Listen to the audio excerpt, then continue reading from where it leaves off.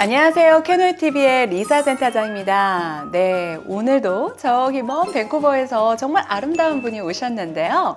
예, 오늘 델타교육청의 카레 사이먼님 모셨습니다. 네, 반갑습니다. 네, nice to meet you. Nice to see you. Thank you see for having me. Yeah. Could you introduce yourself in your school district? So my name is Karen Symonds. I am Director of International Programs in the Delta School District. Delta is in the Vancouver area of British Columbia. We are the most southwest part of Vancouver, right on the US border, surrounded by the ocean, surrounded by the river. So very convenient into other parts of Vancouver, but a lovely, safe, family-oriented area for students to live. What's the advantages of educational environment of Delta? Yes, so other than the living environment, which is excellent, Delta is always in the top 5 of all school districts in British Columbia for graduation rates. So students attend school and graduate from school at a very high success rate.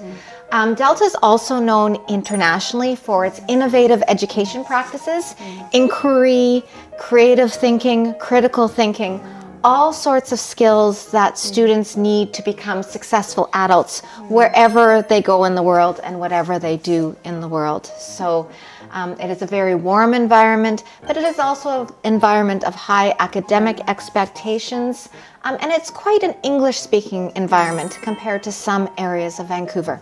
Vancouver is very multicultural, Yes, yeah. many people from many places, Yeah. but students are immersed in an English-speaking environment in Delta with ESL support in all of the schools. And what is the international student ratio of Delta School District? So we have in our high schools no more than 10% international students. Those international students come from 35 different countries as well. Some of our high schools are as small as 5% international students, and the rest, of course, Canadian students.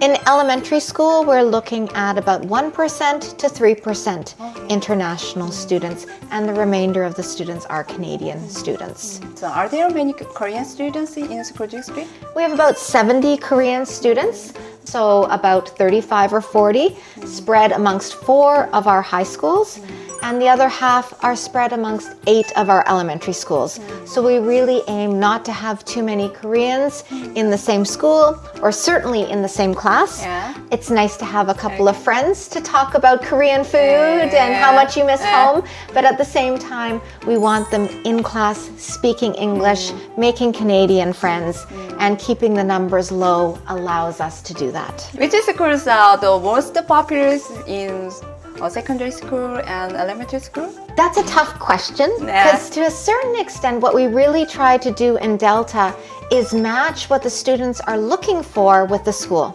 So all of the schools are comprehensive schools, but sometimes students say, oh, I love robotics, or I really like history. And so sometimes we will recommend a school based on the student's interest if there's a school that's famous for something like that. Certainly our biggest high schools, Sequim, South Delta, and Delta, fill the fastest. And our elementary schools in the Tawasin and Ladner area. Schools like English Bluff, Cliff Drive, Pebble Hill, South Park, Nielsen Grove, Holly, Hawthorne. Those are popular, but we also find that some schools in the North Delta area, such as Pinewood and Sunshine Hills and Cougar Canyon, also are in lovely residential areas that are very well established and are very popular as well. So it's a combination of area of Delta, but also what the students and what their parents are expecting from the experience that leads us to where we place students. When is the best time apply for Delta School District? And in September 2024? Yeah. So the best time to apply is as early as possible. So currently it's January and we're full at a couple of our high schools. That being said, There's always flexibility and there's always some changes. Sometimes students cancel or don't get their study permit or transfer to a different school. So even though I fill up at this point of view for schools like Seackwam, South Delta, and Delta Secondary, there's always some room for flexibility, and a slightly later application might be successful. I can't always guarantee it. For elementary school, it is always best to apply by the end of February before schools make their classes for next year, because in Canada there are strict laws, strict rules about how many students can be in a class. With an early application, I can get students in as they make the classes. After those classes are made, I then have to put students in where there's room, and so there's less choice. So earlier is always better, but we are certainly accepting applications now in January for September 2024, and we're even starting to get some applications for January and February 2025. So always good to think ahead. But we always do our best.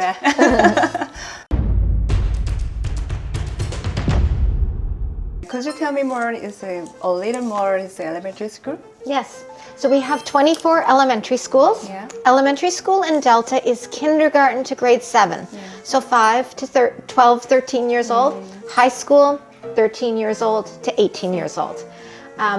In our elementary schools, they're all very vibrant centers of the community. They all have sports teams, community festivals, school festivals. Christmas concerts were a big thing in December. And so they're warm, caring places where students can really make friends and become fluent in English. We do have an elementary coordinator who is support worker for all of our elementary students. They help the students. She also helps the teachers know how to best teach.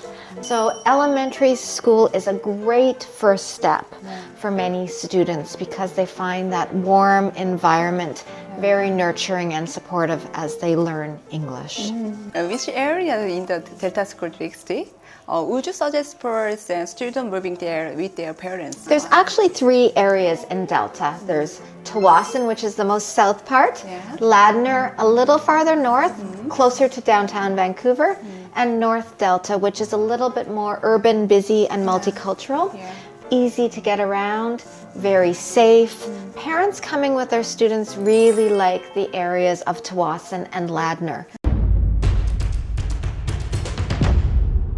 Could you tell me more about summer camp?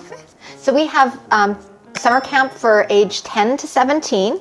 We will run 2 3-week programs. So there's one program in July, one program in August. I think you had some cute little K-pop dancers who came with us last July. They were so sweet and adorable. It is a homestay program, just like our programs during the school year. If they don't come with mom, we do run our own homestay. The first 2 weeks of summer camp is intensive English. Now that sounds very stressful. It's not. It's not. It is a good introduction to Canadian teaching and learning style, which is very social, very interactive, lots of different activities going on. Focused on reading, writing, speaking, and listening, but interesting, not worksheets, not headphones. Very much Canadian teaching and learning style. Then in the 3rd week, students do English in the morning, and then in the afternoon, we take them on sightseeing activities. So we go to the Vancouver Aquarium. We go boating on a lake. We go to the beach. We do very typical things that you would see and do in Vancouver in the summer. And it is so special to see by the end of those 3 weeks that students from all over the world who have come together for that camp program are making friends, exchanging phone numbers. All of the teachers are certified Delta teachers. So they're the same teachers that teach English and ESL during the school year. So high quality instruction, a lot of learning, and a lot of fun. 네, yeah. The program fee, including everything, medical insurance, homestay, everything, Yeah. is just over $3,000 Canadian. Of course, flight on top of that. Yeah. But we do have flexibility. We do have some students that come and stay with mom. Could you introduce the specialty programs you have? So in elementary school, we do have the IB program. IB program in elementary school, a better idea than IB program in high school because you do get that balance. We have a couple of schools called traditional schools. So those are schools where students wear uniform. Typically in Canadian public schools, students do not wear uniforms, but traditional schools, a little bit more formal, a little bit more strict. Students wear uniforms. For some Korean parents, that's a nice middle step towards Canadian education because it feels a little bit more familiar to them. We also have Montessori program in elementary school in a couple of schools. Then in high school, we do have one school with IB. We have a couple of schools with some advanced placement programs. We do have a specialty film academy. There's 3 academies. There is an acting academy, a film production academy, and a film visual effects academy. This is 2 out of 8 classes for high school students who have a passion for making, maybe want to be professional filmmakers when they grow up. Vancouver is called Hollywood North. And so this program is taught by people who work in the movie industry in Hollywood North. So students learn some advanced filmmaking skills. And then in various schools, we have different specialty courses, but especially some specialty PE courses. In one of our schools, you can do physical education just in soccer. In another school, you can do physical education, just basketball. Physical education, just dance. And in a couple of schools, physical education, just volleyball. So those are some of the specialty courses that students can take. 델타교육청에서 오늘 얘기한 부분들은 보시면 이제 벤쿠버에서 가까이에 있지만 어쨌든 영어 환경이 뛰어나고 그리고 좋은 학교들이 굉장히 많습니다. 그리고 지금 마지막에 스페셜티 프로그램도 아까 말씀 들으셨죠? AP나 IB 프로그램, 몬테소리 프로그램, 그리고 뭐 체육, 뭐 여러 가지 활동 부분들, 그리고 영화 아카데미 프로그램 등등 다양한 거를 좀 갖고 있는 그런 교육청이고요. 그리고 사실 다른 교육청에 비해서도 이제 그 대학 진학률이 굉장히 높기로도 유명합니다. 사실 이제 거의 다 마감이 됐지만 아마 이제 저희 캐노유로 만약에 어플라이 하시겠다고 연락을 주시면 저희가 카리님한테 미리 이렇게 네, 자리 낼 수 있도록 저희가 잘 애써보도록 하겠습니다. 카렌 마지막 인사 한번 해주세요. 네, 감사합니다. 감사합니다. 시청해주셔서 감사합니다. Subscribe, like, 알람.